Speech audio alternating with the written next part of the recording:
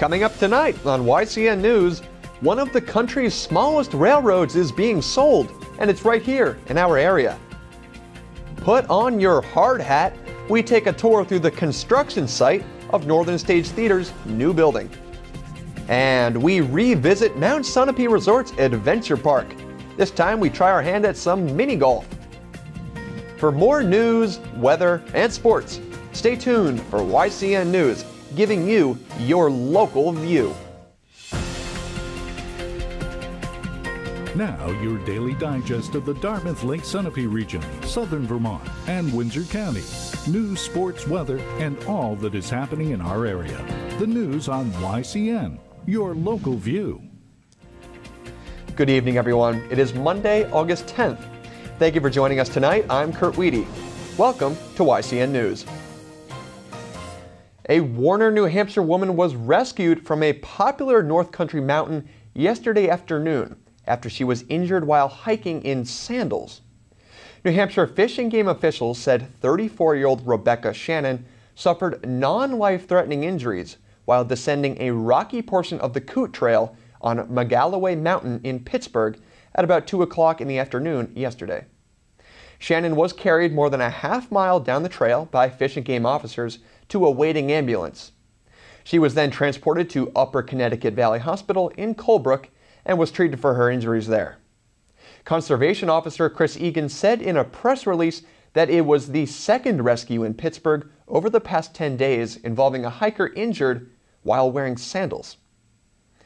Turning to Vermont news, a Westminster man was killed yesterday evening when the motorcycle he was operating made contact with another vehicle. Vermont State Police say 26-year-old Benjamin Watkins was thrown from his 2009 Yamaha R6 after it struck a Ford Explorer on Kern Hatton Road in Westminster at approximately 7 o'clock in the evening. The driver of the SUV, 38-year-old Morgan Potter, was also of Westminster and was not hurt. Police say Watkins was wearing a helmet but suffered substantial injuries that did lead to his death. The investigation into this crash remains ongoing, though police said in a press release that it does appear that the speed of the motorcycle was a major factor in this collision. Well, sticking with the Green Mountain State, Vermont State Police are currently investigating a reported burglary late last night at a convenience store in Wethersfield. Police responded to the Downers Four Corners convenience store shortly after 3:30 this morning. It was determined a large amount of money, cigarettes, and scratch tickets had been taken at some point after the store had closed Sunday night. Police say surveillance footage taken from the scene suggests that the burglary took place at around 11:45 Sunday evening. Vermont State Police are encouraging anyone with information about this case to call the number on your screen. Well, switching gears, did you know that one of the nation's smallest railroads is right here in our state? Well, it sure is, and it's being sold. A short area of railroad known for carrying freight from Claremont, New Hampshire to Lebanon and eventually across the river into White River Junction, Vermont, is about to be purchased by one of the nation's largest railroad firms. The Claremont Concord Railroad announced late last week that it had reached a purchase agreement with Connecticut-based Genesee & Wyoming to sell its railroad line in Claremont. The company will then lease the rights to operate on the state-owned line in Lebanon. Genesee & Wyoming already operates a substantial amount of track in the Northeast, with 394 miles of line running from the Canadian border in Vermont all the way down to New London, Connecticut. The Upper Valley's railroads can be dated to as far back as the 1800s and were once managed by the infamous Boston and Maine Railroad Company. And it is no secret that we have hundreds of streams, brooks, creeks, and rivers of all sizes lacing our area. Now, unfortunately, human activity has led to pollution and waste entering these waterways. But it's not all bad news. You can help fight the pollution in our waterways, and it's actually quite easy to do so. Watersheds United Vermont is coordinating activities all around the state to clean up local streams and rivers. Now, with the month of September being Vermont's Rivers Cleanup Month, there is no better time to get involved. You can help out yourself by organizing a cleanup yourself or holding a fundraiser or report a waterway that needs attention. Now, you could do all of that at www.watershedunitedvt.org. Well, after the break on YCN News, we take a hard hat tour of Northern Stage Theater's new building in White River Junction, Vermont. There are some nice sights inside, so you won't want to miss that story. The YCN News continues in a moment. Welcome back to YCN News, everyone. Thank you for staying with us on this Monday evening. I'm Kurt Weedy. A South Barre, Vermont woman has pled not guilty today for the killing of a Vermont social worker shot twice Friday in the parking lot of the Barre City Place. Court documents say 40-year-old Jody Herring was very calm and laughing after she allegedly shot and killed Laura Sobel outside of the Department for Children and Families offices while she was leaving work. Police say Herring targeted the 48-year-old social worker after losing custody of her 9-year-old daughter. She shot her twice in the chest and upper extremities, including once from close range. The bodies of two of Herring's cousins and her aunt were discovered shot Saturday morning, though Herring has not yet been charged in those killings. Today's arraignment took place at the Vermont Superior Court in Barre. Now, despite the prosecution's attempts to move the proceedings to Burlington due to the proximity of the crime scene to the courthouse, it was held in Barre nonetheless. Well, changing gears, the dreaded SATs, striking fear into the hearts of high schoolers all across the country. Well, high school students have another year of SAT exams to look forward to, as New Hampshire has been granted an additional year of flexibility from portions of the No Child Left Behind Act. This opens the door for 11th graders in the state's public schools to take the SAT college admission test next spring, instead of a controversial Common Core-based exam. The union leader reports that beginning with the 2015-2016 school year, juniors in public high schools will take the SAT instead of the highly disputed Smarter Balanced Assessment test. The SAT cost $56 to take this past school year and required a 4-hour block of time on Saturdays for students at testing sites. Now, it will replace the Common Core-based Smarter Balanced for high school juniors and will be taken during the school day. The cost will be covered by the state's Department of Education. I'm sure those high school students won't mind having some more time on their Saturdays. Well, it was a busy week across New Hampshire as presidential hopefuls continue to visit their great state. Democrat Hillary Clinton arrived in the state today and will be at a town hall meeting in Claremont tomorrow morning at River Valley Community College. After, she will head on down to a forum on substance abuse in Keene. Tomorrow's town hall meeting will focus on the cost of college education and how to curb it. Now, Republican Rand Paul will also be in Claremont tomorrow at Claremont Savings Bank for a town hall meeting as well. YCN News will be at both candidate visits, and we will bring you a spotlight of each one. And finally, last year, YCN was present at the groundbreaking for the new Northern Stage Theater in White River Junction, Vermont. Now, just recently, at the invitation of Northern Stage, YCN and other community members got a hard hat tour of the construction site as it nears completion. Eric Bunge, the managing director, led us through the new facility. Now, it was noted that Northern Stage had spent 18 years in the Briggs Opera House, and the new theater has the same number of seats and intimacy. YCN asked him what the real improvements are in this location. Well, some of the differences include additional amenities in the backstage area, larger dressing rooms, more dressing rooms, the rehearsal space being attached to the performance space in the backstage area.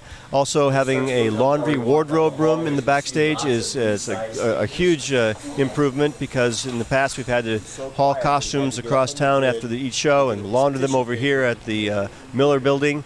The stage house itself, the theater itself, having a taller ceiling so that our lighting positions can be at a much higher lighting position is going to be pretty magical for our lighting designers, and also for our sets to be able to build taller sets, have multi-storied sets.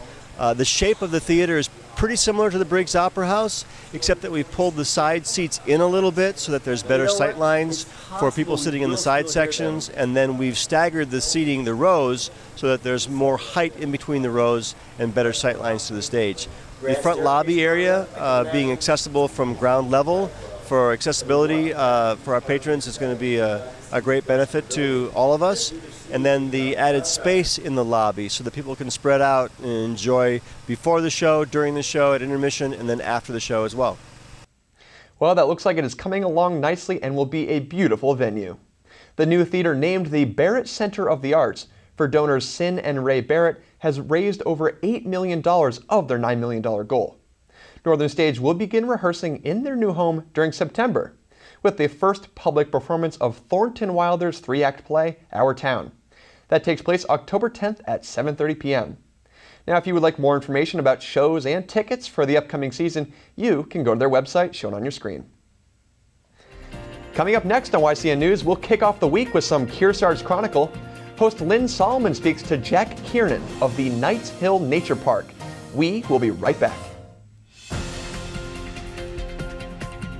The YCN News continues in a moment. Welcome back to YCN News. I'm Mike Pizzone. Well, it was a perfect weekend weather-wise and another beautiful one today, but it looks like we're in for some much-needed rain tomorrow and into parts of Wednesday. Clouds will increase into the evening tonight, bringing with them a 40% chance for showers around midnight and a low of about 61 degrees. Those chances will increase to 80% over the early morning hours tomorrow, with heavy rain expected through much of the day and a potential for afternoon thunderstorms. Temperatures will max out at about 70 degrees during the day, with rain continuing throughout the evening, making for a low of around 62. Rain will continue into the morning and early parts of the afternoon Wednesday, with a high of 76 before eventually clearing up in time for a partly cloudy evening with a low of around 57 degrees. Now let's check out our community calendar to find some unique events happening in the area. The Lake Sunapee Region VNA and Hospice will hold a free blood pressure and glucose clinic tomorrow from 9 a.m. to noon at their offices on Newport Road in New London, New Hampshire. Call the number on the screen for more information. A seniors game night will be held tomorrow from 6 to 9 p.m. at the Claremont Senior Center off Maple Avenue in Claremont, New Hampshire. The event is for anyone ages 50 or older, whether they're a member of the Senior Center or not. A variety of games are available and the event is held weather permitting. The Claremont Parks and Recreation Department's all-out trail run will be held August 22nd at Moody Park. A kids' 1-mile race will be held at 8:30 a.m., followed by the full 5.75-mile race at 9. Cost is $15 to register. Visit ClaremontParks.com to find out more.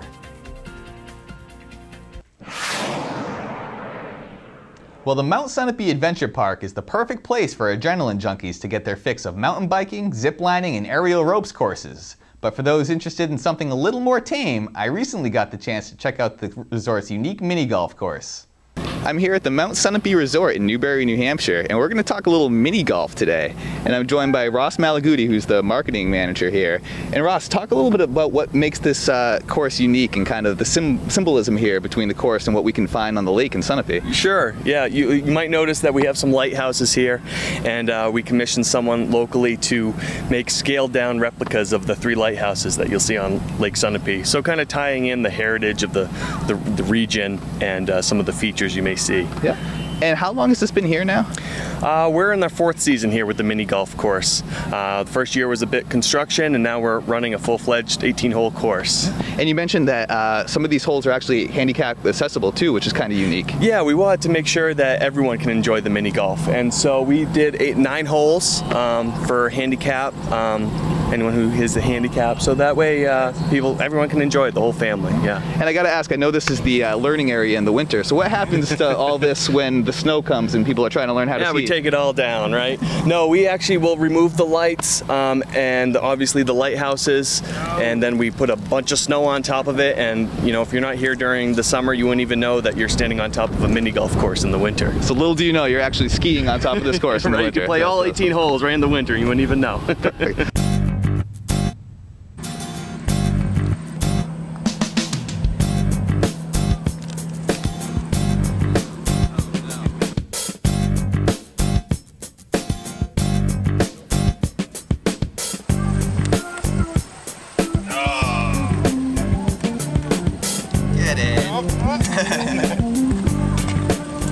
Well, thanks a lot, Ross. That was a lot of fun. Some challenging holes here. And we'll definitely be sure to check out everything else this adventure park has to offer. Well, thanks. We played a good round, and we're open 7 days a week through Labor Day. So hopefully everyone can come down and play some mini golf and check out some of our other activities we have. Awesome. Well, thanks a lot for having us. Thank you.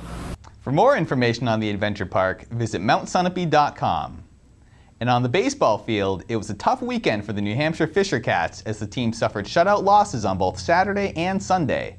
The Cats will have a night off tonight to recover before they host Akron for the first game of a 3-game series tomorrow at 7. And that wraps up your look at local sports. I'm Mike Pizzone. Thanks, Mike. Well, as we all know, it's Monday, which can be unfortunate to some, but it does mean that we have a new Capital Connection series for you kicking off today. We have host John O'Connor's full conversation with Steve Geller of Southeastern Vermont Community Action Group. He is the executive director there. We'll be right back with that, so stick around. The YCN News continues in a moment.